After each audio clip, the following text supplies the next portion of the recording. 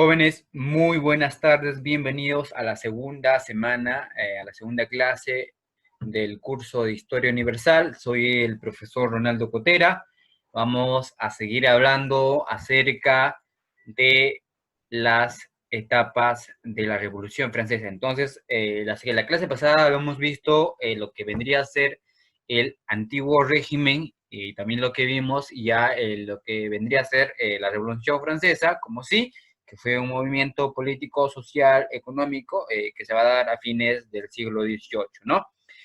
Básicamente, el motivo por el cual se va a dar la Revolución Francesa va a ser con el fin de cambiar el sistema de gobierno monárquico por el republicano, ¿no? Entonces, claro eso, entonces pasamos a las etapas, ¿no? Las etapas de la Revolución Francesa se van a dividir en dos.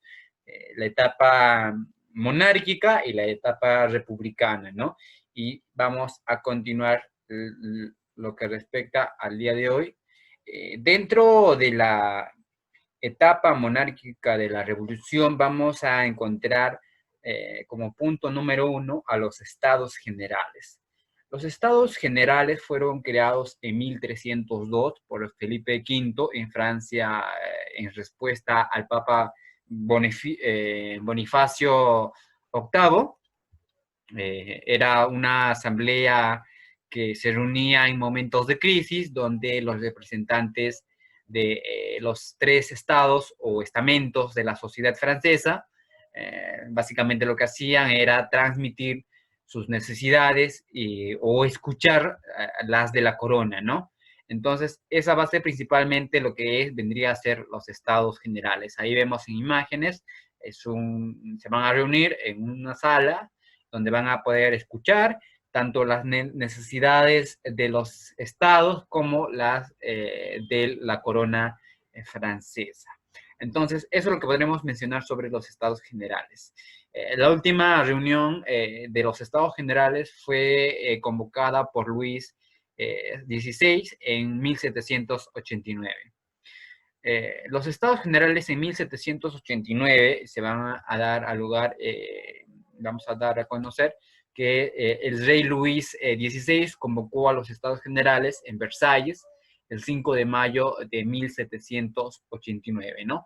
Con el propósito de solventar el problema financiero que se venía atravesando en aquel entonces, ¿no? El tercer estado solicitaría cambiar básicamente el sistema de votación que se venía dando hasta ese momento, de modo que cada persona, esto va a permitir emitir un voto y no cada estamento, ¿no? Entonces, eso es lo que se buscaba a través de los estados generales del año de 1789. También es preciso mencionarles de que la nobleza y el clero van a rechazar esta propuesta, ¿no? Y los representantes del tercer estado van a abandonar los estados generales, dando de esa manera paso a la Asamblea Nacional. La Asamblea Nacional estaba conformado por el tercer estado, con la burguesía al frente con el fin de conseguir un nuevo sistema político, económico y social, acabando de esa manera con el poder absoluto del monarca que se tenía en aquel entonces. El rey, atemorizado e impulsado por la corte, va a tratar, ¿no?, de cerrar la sala con el pretexto de refeccionarla, es decir, de repararla. Ahí vemos que los miembros juraron el 20 de junio de 1789 no separarse hasta dar a Francia una constitución. Entonces, lo que hacía básicamente la Asamblea Nacional era darle una constitución nueva, la conformación de una institución, de una constitución. Ahora, vamos a ver dentro de lo que vendría a ser la Asamblea Nacional la revuelta popular. La revuelta popular se va a llevar a cabo tras su intento de disolución por parte del monarca el 14 de julio de 1789. los sectores populares de la ciudad de París tomarán por asalto la Bastilla, ¿no? Al que se va a conocer como la toma de la Bastilla, ¿no? Entonces, ese va a ser uno de los actos más emblemáticos de la Asamblea Nacional. La Revolución Francesa también habría llegado o había empezado esparciéndose a distintas ciudades y zonas rurales donde, donde las zonas rurales ejerciendo presión en la abolición de los privilegios de los nobles y el clero, ¿no? Entonces lo que se buscaba a través de esta reforma era borrar el poder que tenían los nobles y el clero, ¿no? El sector de la religiosidad que se vivía en aquel entonces. Es justamente por eso que se da el asalto a la toma de la Bastilla, ¿no? La toma de Bastilla salvó a la Asamblea Nacional, que estaría siendo constituida por los demás estados. Entonces, de esta manera damos fin a lo que vendría a ser conformado como la Asamblea Nacional y dando inicio a la Asamblea Constituyente. La Asamblea Constituyente va a abarcar desde 1789 hasta 1791. Tras la toma de la Bastilla, la Asamblea Nacional pasaría a convertirse en la Asamblea Constituyente. Es decir, va a haber un cambio, ¿no? Va a pasar de ser Asamblea Nacional a ser una Asamblea Constituyente. La Asamblea Constituyente va básicamente a hacer algunos cambios, ¿no? Mientras fingía aceptar las reformas, Luis, el monarca, Luis XVI, negociaba en secreto una intervención de las monarquías extranjeras para acabar con la revolución que se estaba dando, ¿no? Que en este caso la Asamblea Nacional. Entonces es lo que podemos mencionar respecto a la Asamblea Constituyente.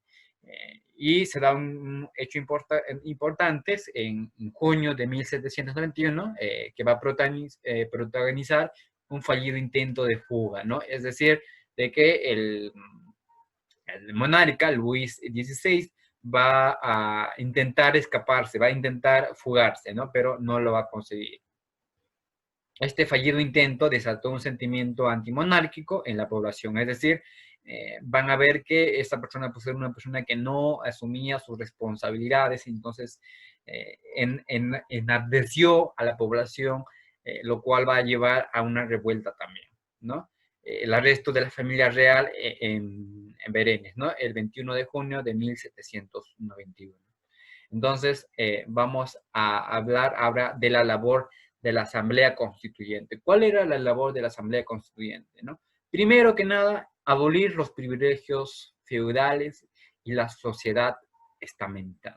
Como sabemos, hasta ese entonces se venía trabajando del poder monárquico, por así decirlo, recaía solamente en una sola persona, ¿no? Esa persona no respetaba las leyes, que entonces la gente cansada, harta de todas estas situaciones que se venía atravesando, entonces una de las principales labores que se va a cometer o uno de los principales hechos que se va a hacer durante la Asamblea Constituyente es abolir estos privilegios que se venían arrastrando desde hace mucho tiempo en la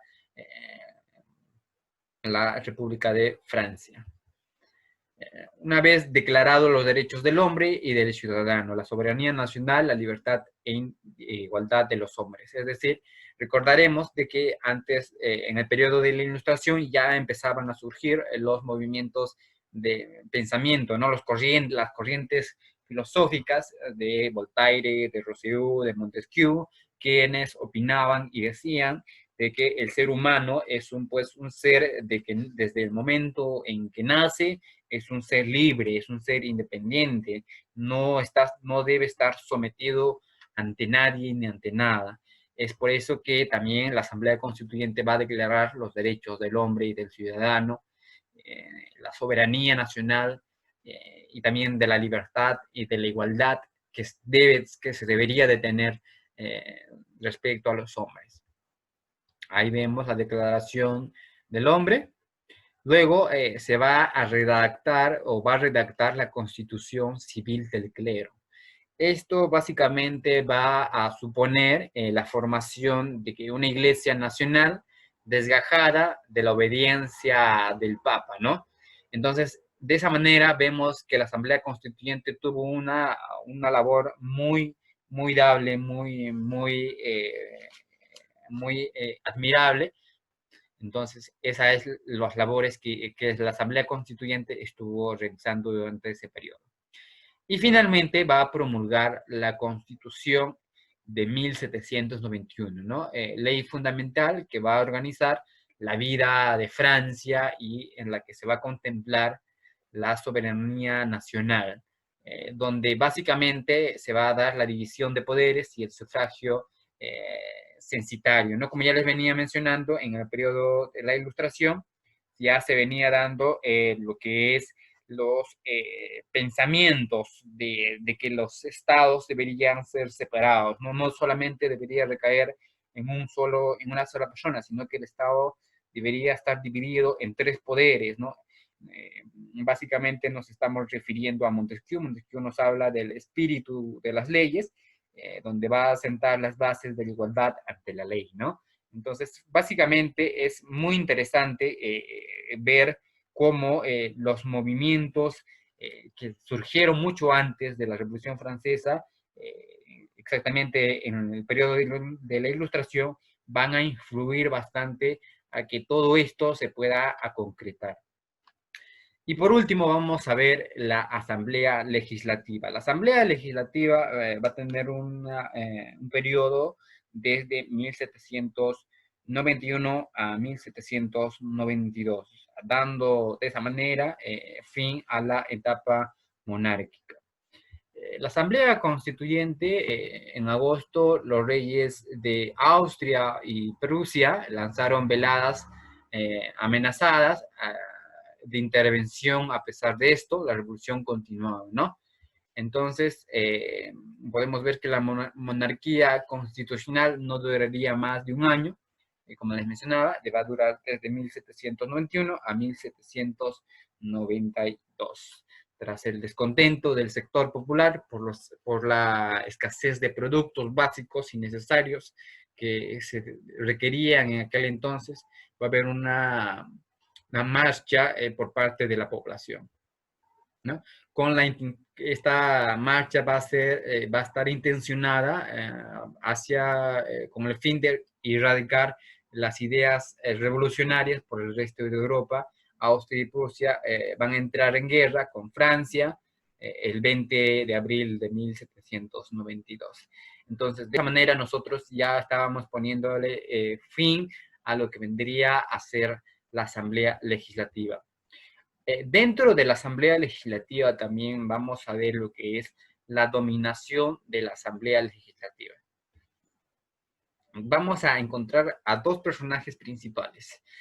Uno de ellos es girondinos, que estaban liderados por los yaques Pierre Brissot, quien propiciaba un acuerdo entre el rey y los sectores burgueses, ¿no? Con la intención de dar por terminada la revolución. Entonces, tenemos por esa parte a este personaje, ¿no?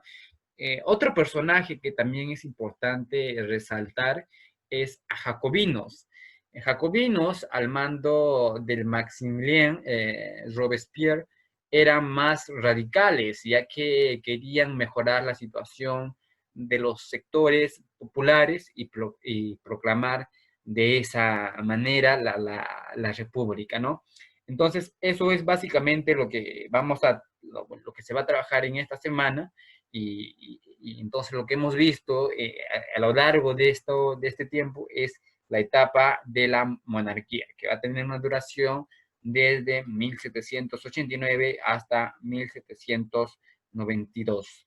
Entonces, vamos a ver el impacto también de estas etapas que fueron muy importantes y cruciales para más adelante tener los derechos que hoy en día tenemos gracias a este tipo de revoluciones, ya que va a motivar a a las otras, a todos los continentes que estaban a sus alrededores, ¿no? Como por ejemplo, movimientos en América, movimientos en toda Europa, movimientos a nivel de todo el mundo. Entonces, gracias a la labor que hicieron estos personajes, va a haber un gran cambio a partir de ese siglo, ¿no? Entonces, de esa manera nosotros estaríamos finalizando, por así decirlo, sin antes mencionarles la revolución del 10 de agosto, ¿no? La revolución del 10 de agosto, en plena guerra, se conoció el manifiesto del duque de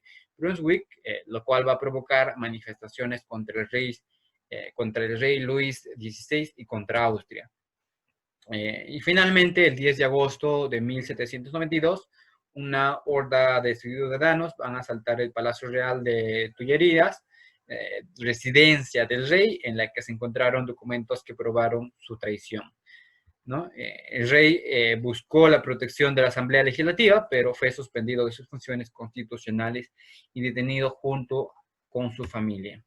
Y finalmente, tras su encierro, su primaría de la monarquía constitucional terminaría, ¿no? Y esto termina la primera etapa, dando inicio a la etapa de la república que lo vamos a estar viendo en la próxima semana. Sin más que decir, chicos, yo me despido, nos estaremos viendo en la siguiente clase.